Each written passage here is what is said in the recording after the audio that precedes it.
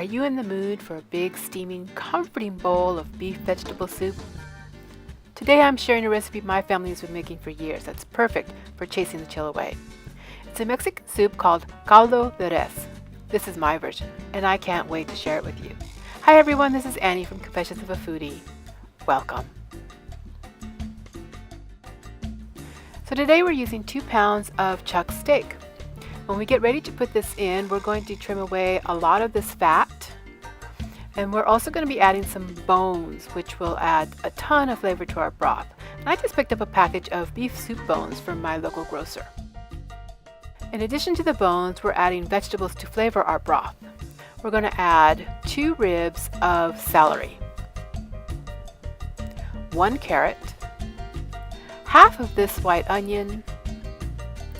In addition to that, we're going to be adding 1/3 of a bunch of cilantro and 1 jalapeno. Now, I don't like super spicy, so I'm going to wind up de-seeding this and just using the flesh for the broth. I'm also going to be adding 3 bay leaves, 3 cloves of garlic, and then of course we'll add some salt and pepper to taste. For the soup itself, we're going to stay pretty traditional with the vegetables, starting with 2 ears of corn, which I have cut into thirds, plus 4 red potatoes that I will be cutting in half, 2 carrots that will get quartered. We're also using Mexican squash. Now, if your store doesn't sell Mexican squash, you can use Italian zucchini. That will be just fine. We're using another kind of Mexican squash called chayote, available at most large grocery stores. The entire squash is edible, but we're going to peel it to make it just a little bit easier to eat. We're also adding a couple of tomatoes, which will score on the bottom before we add them to our soup, and this will help the juices escape into the broth. The final vegetable to go into our soup will be 1 pound of green beans. You know, to make it more impressive presentation-wise, some people will add the whole green bean, but I find it's very difficult to eat that way. You wind up slurping everywhere. It's just really messy. So I like to cut them in half before I add them to the soup. Now, if they're smaller, such as this or even this, I'll probably leave these whole, but for sure these longer ones will be cut in half before I add them to the soup. Also, for garnish, we're going to want a couple of limes that we'll be quartering and serving alongside to squeeze into the soup for some brightness. We're also garnishing with some cilantro, and we'll use the other half of that onion from our broth to make a quick pickled onion for garnish as well. So I'm just going to go ahead and cut these into chunks. We'll just speed up the film here real quick. Then I'm going to go back and cut them a little bit smaller so it's easier to find any excess fat and gristle that needs to be trimmed away. This will help keep the broth from getting too cloudy. So our meat is all trimmed now and cut down into little bigger than bite-sized pieces. And we just need to give them a good salt. Don't forget the bones. And then we'll add a little bit of freshly cracked black pepper. Next, we're just going to speed through the prep for the rest of the vegetables for the broth. And as I mentioned earlier, I'm not a real big spicy food fan, so I'm going to go ahead and take these seeds out. If it doesn't bother you, you can just add the whole jalapeno. I love the flavor of jalapenos. I'm just not really crazy about heat. Actually, that goes for any chili pepper. Our broth vegetables are prepped and ready to add to a large stock pot. Fill the stock pot with water to about 3 or 4 inches above the meat. Then we're going to add the cilantro, the bay leaves, salt and pepper, and put it on the stove to bring to a boil. We'll cover, lower the heat, and cook for about an hour. While the meat is cooking, let's prep the vegetables for the soup. We're going to start with the chayote. As I said before, the entire chayote is edible. However, I think that the skin gets tough when it's cooked, so I prefer to peel them first, just using a vegetable peeler.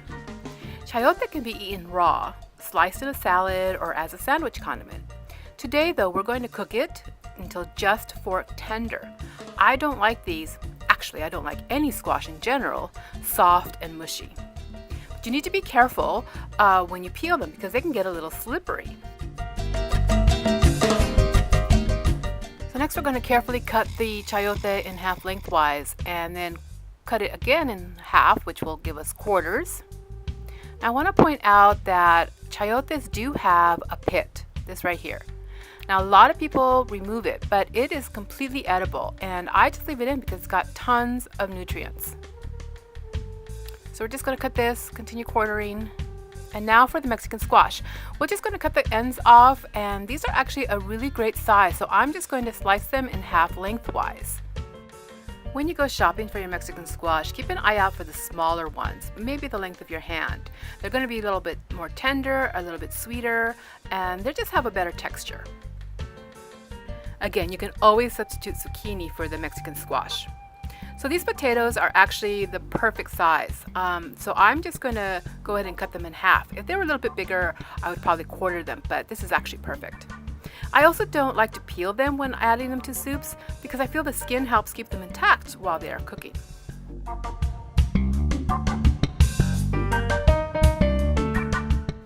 So just a quick tip on these peeled potatoes. We won't be adding these to the soup for at least another hour and a half. So since we've prepped them so early, we don't want them oxidizing on us. So to keep them fresh, just place them in a little bowl of water with some freshly squeezed lemon juice. This will help keep them from browning before they're ready to be used. For the tomato, we're just going to make a little X on one end, which will help the juices escape while it's cooking. After they've softened, we're going to remove them and put them in a blender with some of the broth, then give them a nice little whirl, and then add the puree back into the soup. This is going to add a tiny bit of color and another layer of flavor. For the carrots, we're just going to trim off the ends. I like them in pretty big chunks, so I'm just going to quarter these. If you buy organic carrots, you don't have to peel them. Just give them a good wash before cutting them. These are commercial, so I went ahead and peeled them.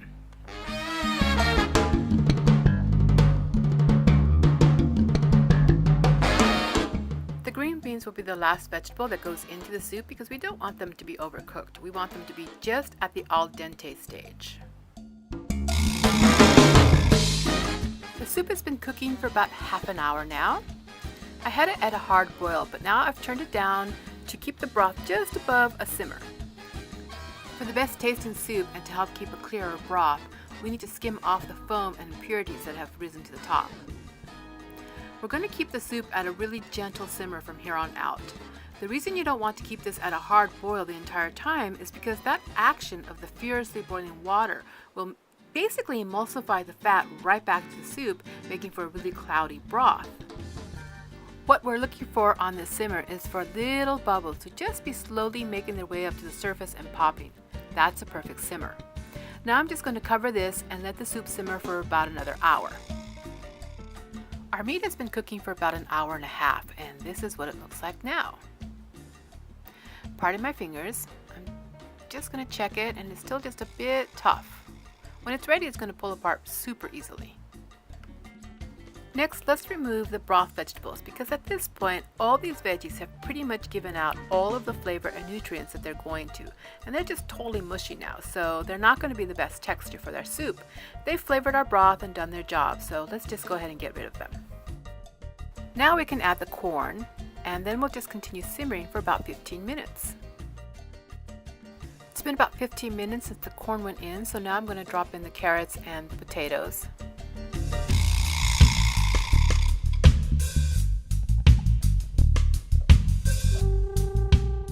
I'm also going to add the tomatoes now. If you find that the water is getting low, add more as you go along. I had to add 2 cups. We're going to cover this and let this simmer for about another 15 minutes. While the soup continues cooking, I'm going to go ahead and prep our garnishes, starting with the onion. I'm using the other half of the onion that didn't make it into the broth. Just giving it a quick peel. Then we're going to thinly slice it across the grain. I think I'm just going to use half the onion for now. Add the sliced onions to a small bowl, separating the slices. Take a couple wedges of lime and squeeze their juice over the onions. This will soften them up, help tear down some of that raw onion bite that you can get. To the onions, we're going to add a 1/4 teaspoon of sea salt and some black pepper. We're going to give it a mix, then set this aside and give the lime some time to work its magic. We're also going to be garnishing with cilantro. If you're not a cilantro fan, feel free to use fresh parsley or oregano. I love cilantro, so I tend to use a lot of it. We're just going to get rid of some of this tougher stems, but keep the thinner ones in because they have tons of flavor. So I just fold this in on itself, making it into a little bunch, and with my fingers tucked in, I just use my knuckles to guide my knife. I make my way right through the cilantro just one time, so it's kind of in big chunks. And here is our garnish. It's been about 20 minutes since we put in our carrots and potatoes, so I'm just going to go ahead and remove the tomatoes to my blender cup. Then I'm going to add the squash and string beans to the soup. Just going to make sure that our string beans are nicely submerged, and we're going to simmer for about another 15 minutes. But in the meantime, I'm going to give this a quick taste to see how our seasoning is. I think it needs a little bit more salt, so I'm going to add about a teaspoon or so. Of course, you just want to do it to taste. I pretty much always use sea salt because I think it has a better flavor than iodized table salt, but it's up to you. And if you're going to use table salt, you probably won't need as much. So I'm just going to give it a quick stir, then cover and let this continue simmering. I added some broth and the 2 tomatoes into the cup of my NutriBullet. And after tasting the broth, I decided that it needed just a little bit more chili. So I'm adding about half a teaspoon because this chili garlic paste is really hot and I just want a little bit more of a kick, but I don't want to kill my taste buds. If you feel it needs a little more heat, you can use sriracha, you can use your favorite hot sauce, toss in another jalapeño, or even some crushed red chili flakes.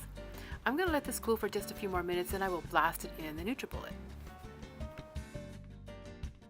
I've pureed the tomato and I'm just going to push it through a fine sieve to catch any seeds or skin. Then stir it into the soup. The meat's been cooking for about 2 hours now, and as you can see, it's super tender. Pulls apart really easily. So now we know the meat is cooked. Let's check on the chayote now. It's not quite fork tender, so we're going to let this cook a little longer. It's been about 10 minutes since we checked on the chayote, so the soup is ready to be served. You want to make sure that you get a little bit of all the vegetables and a good serving of meat. And now we're ready to garnish. Here's our bowl of healthy, nourishing soup filled with lots of bright, colorful vegetables and tender meat, ready to be garnished. Let's start with some of this marinated onion that we prepared earlier. The lime has cut some of that raw onion flavor out of it, softened them up a little bit, and then sprinkle on some of the chopped cilantro to your liking. I like a lot. Look how pretty that looks, just so bright, beautiful, delicious. And just finish it off with a squeeze of lime, and you're good to go. Caldo de res, a delicious Mexican beef vegetable soup. Enjoy.